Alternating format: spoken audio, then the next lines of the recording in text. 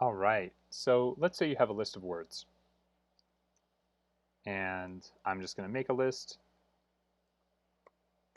And let me just say that this thing that I'm about to show you comes up so much. It comes up so much that I think you should just memorize the syntax that I'm going to show you momentarily. This is all going to be using the join keyword, the dot join method, that is. And that it's going to look something like this. You know, well, it's going to look exactly like that, actually. So I am a cat, 2 exclamation points. Now, yeah, those will kind of give us a sense of what's happening here, those exclamation points. All right, so we've got this list, and I'm going to just call this sentence and assign it. So if I print sentence, I think we know what we're going to see. We're just going to see a printout of exactly what we see here. I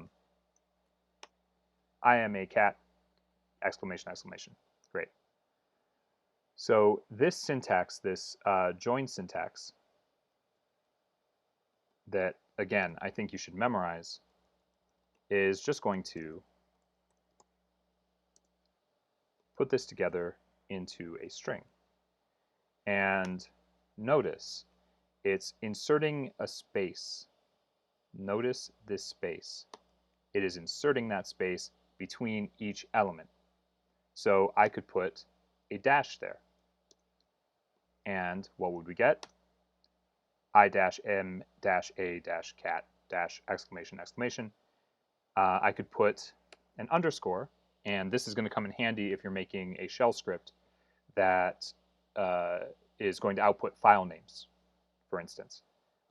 Or you're generating a bunch of files, synthesizing a bunch of data from some random function, something like that. You might want to give those files good names, good Pythonic kind of names with underscores. I underscore M underscore A underscore cat, exclamation, exclamation. So you can do this with special characters. I'll do a new line. And it's going to separate down on the lines. So this syntax is going to come up so much, just memorize it. And I'll just do one last little one that is without spaces. I am a cat, all smashed together. Yeah, so again, I'm just pointing out how important this is, how much it's going to come up. It's going to be the separating character dot join of a list. And why don't we, just for the sake of covering some use case, let's say we've got a list of numbers. If we, I'll just rename this nums really quick just to be consistent. Now let's say we have a list of numbers and we want to join them together into a number. Okay. Oh, expected a string instance.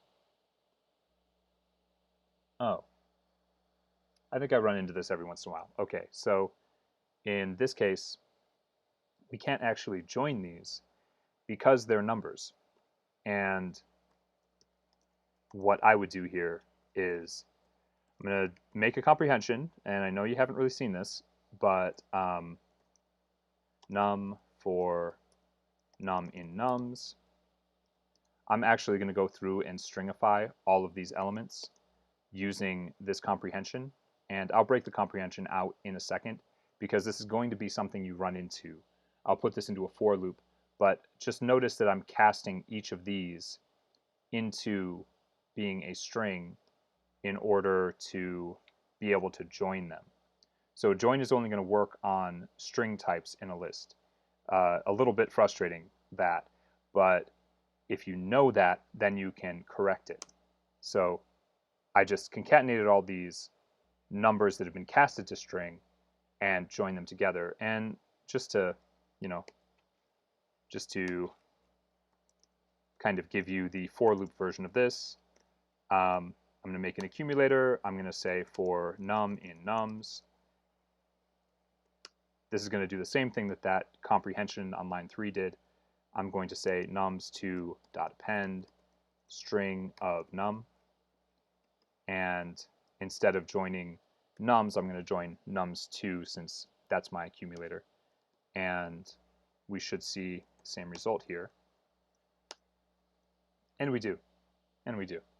So join is going to work for lists of strings and not really for lists of nums or other data types, because it's expecting those to be strings. If you have a list of numbers and you want to join them into a single string,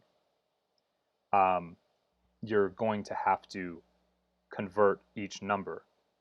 And when you do this, let me just take this one step further. If you want that to end up being an integer, then you're going to have to cast it as an int. So this is going to be actually an int. This is going to work. It's just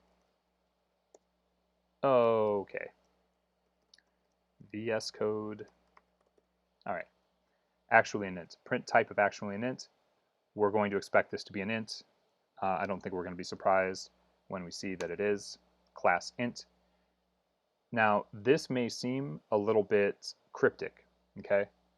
But this is a way forward. You have a list of numbers that represent the positions in the number, right? You actually, you can cast each of these to a string using this accumulator pattern for num in nums, nums2 dot append string of num, and then you can cast the joined version of those strings back to an integer to get actually an int. And if we look at the type, it is an int. This isn't the only way to do this, but this is a way to do it if you don't know another way.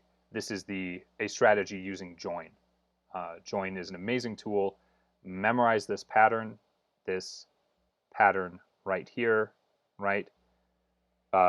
Separator dot join of some list.